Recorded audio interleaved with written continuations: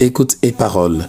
Pour écouter, méditer et échanger autour des textes liturgiques du dimanche et des jours de grandes assemblées ecclésiales.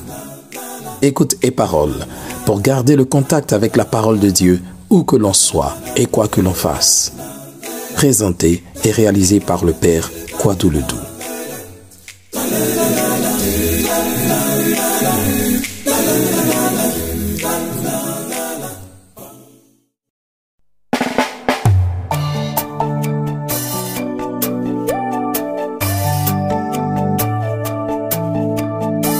Dimanche 28 janvier 2024, quatrième dimanche du temps ordinaire de l'année B.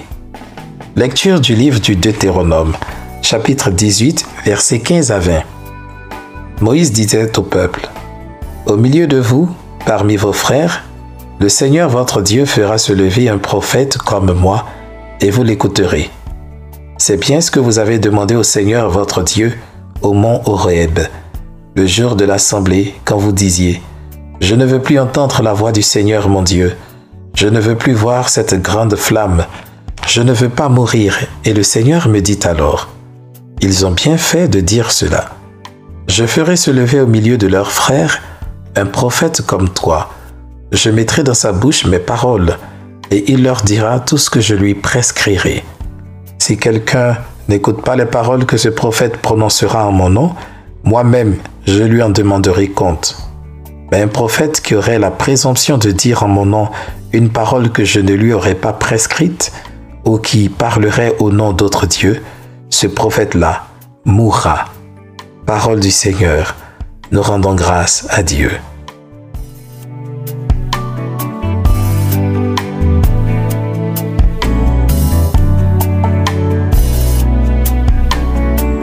Psaume 94.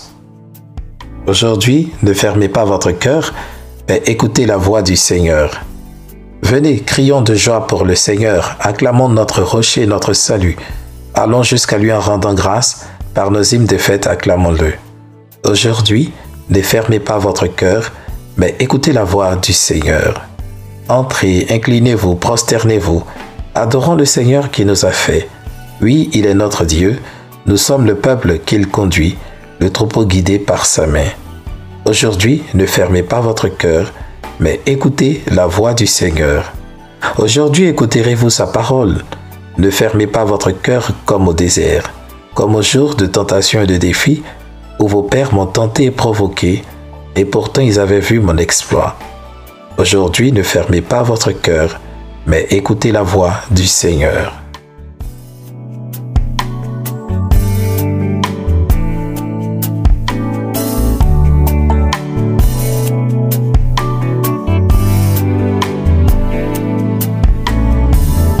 Lecture de la première lettre de Saint Paul apôtre aux Corinthiens, chapitre 7, versets 32 à 35. Frères, j'aimerais vous voir libres de tout souci. Celui qui n'est pas marié a le souci des affaires du Seigneur. Il cherche comment plaire au Seigneur.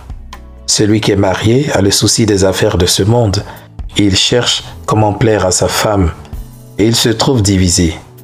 La femme sans mari ou celle qui reste vierge a le souci des affaires du Seigneur, afin d'être sanctifiée dans son corps et son esprit.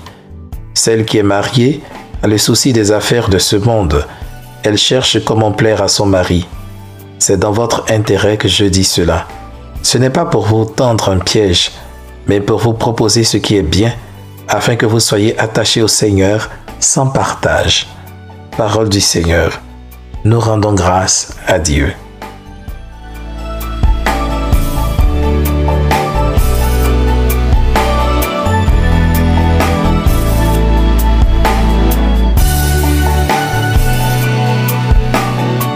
Évangile de Jésus-Christ selon saint Marc, chapitre 1, versets 21 à 28.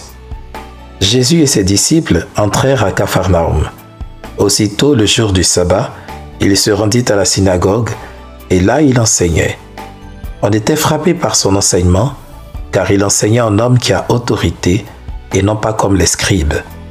Or, il y avait dans leur synagogue un homme tourmenté par un esprit impur qui se mit à crier. « Que nous veux-tu, Jésus de Nazareth? Es-tu venu pour nous perdre? je sais qui tu es le Saint de Dieu. » Jésus l'interpella vivement. « Tais-toi, sors de cet homme. » L'esprit impur le fit entrer en convulsion, puis, poussant un grand cri, sortit de lui. Ils furent tous frappés de stupeur et se demandaient entre eux, « Qu'est-ce que cela veut dire ?» Voilà un enseignement nouveau donné avec autorité. Il commande même aux esprits impurs et ils lui obéissent. Sa renommée se répandit aussitôt partout dans la région de la Galilée.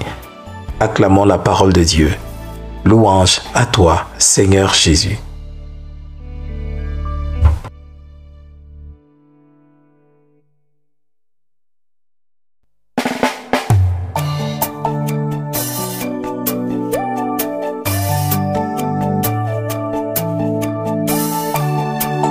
Les textes de ce jour nous donnent de contempler, d'admirer l'autorité de Jésus.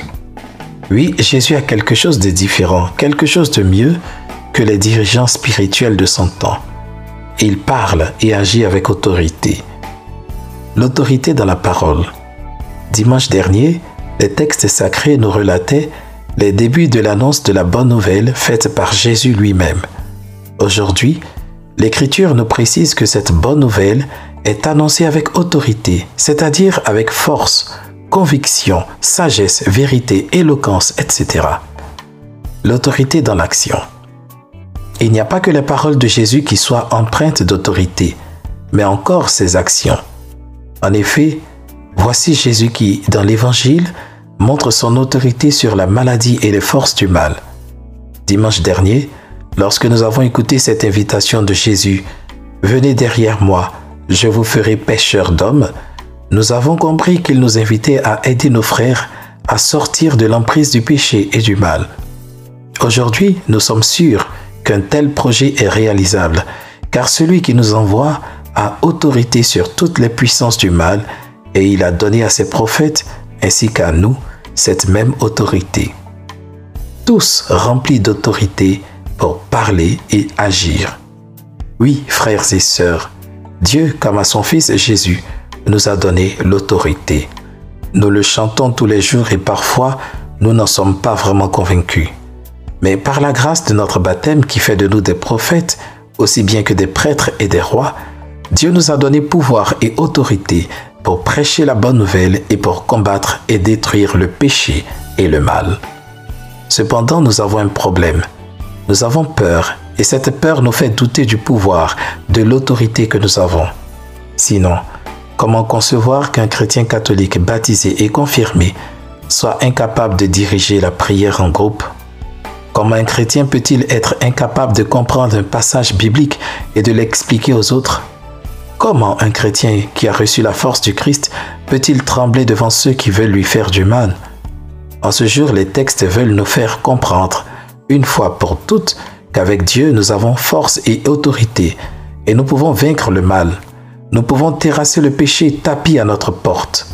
Le péché est tapis à ta porte, mais toi, domine-le, a dit le Seigneur à Caïn, lorsque ce dernier était sur le point de tuer son frère Abel. Toutefois, pour vaincre le péché, il nous faut, comme Jésus, nous accrocher à Dieu, lui donner la première place. Considérons l'attitude de Jésus lorsqu'il arrive à Capharnaüm. Le texte dit qu'il entre aussitôt dans une synagogue. Son premier réflexe, c'est d'aller à la rencontre de son Père dans la maison de prière. Et nous, lorsque nous arrivons dans une ville, qu'est-ce que nous recherchons en premier? Un hôtel? Un bar? Un restaurant? Ou une église? L'attitude apparemment insignifiante que nous avons là dit tout de la place que Dieu occupe dans notre vie. Car si Dieu y occupe la première place, il sera le premier servi. Si nous sommes vraiment attachés à Dieu, nous chercherons à lui plaire, lui qui est source de toute autorité. Le respect de l'autorité. Puisque c'est Dieu qui donne l'autorité, il nous faut respecter l'autorité de ceux à qui Dieu l'a confiée. Les enfants doivent respecter sans restriction l'autorité de leurs parents. Honore ton père et ta mère, afin que tu vives longtemps sur la terre. Les chrétiens doivent reconnaître en leur pasteur des hommes chargés d'une autorité qui vient de Dieu lui-même. Ibidem pour les autorités politiques, administratives. En effet, à travers les parents, les pasteurs et toute autre autorité. C'est Dieu lui-même qui exerce auprès de nous son autorité. À travers eux, c'est Dieu lui-même qui nous parle. Il nous faut alors les écouter. Car, dit le Seigneur, si quelqu'un n'écoute pas les paroles prononcées en mon nom, moi-même, je lui en demanderai compte. Bien sûr, vous me demanderez ce qu'il en est de ceux qui abusent de leur autorité pour brimer et trahir les autres. Mais là encore, la parole de Dieu est claire. Celui qui oserait dire en mon nom une parole que je ne lui aurais pas prescrite ou qui parlerait au nom d'autres dieux, celui-là mourra. Il est donc clair que l'autorité, qu'elle soit autorité dans la parole ou autorité dans l'action, doit toujours être exercée en conformité à la volonté de Dieu. En d'autres termes, il nous faut toujours laisser Dieu parler et agir en nous. Il nous faut également croire et reconnaître que Dieu exerce son autorité dans celui qu'il a choisi. C'est un cœur totalement disponible à Dieu qu'il nous faut avoir pour laisser sa puissance agir en nous. Aujourd'hui donc, ne fermons pas notre cœur, mais écoutons la voix du Seigneur.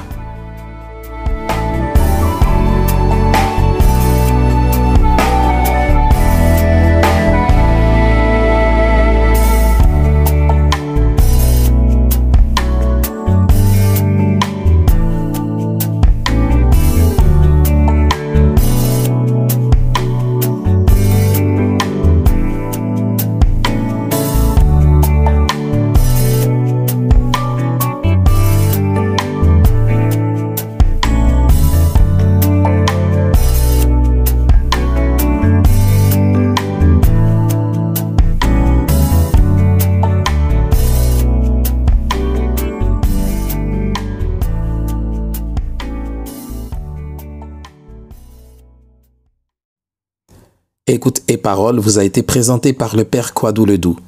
Si la parole de Dieu de ce jour vous a touché d'une façon particulière, n'hésitez pas à en faire l'écho à tous ceux et celles qui suivent ce podcast dans les commentaires.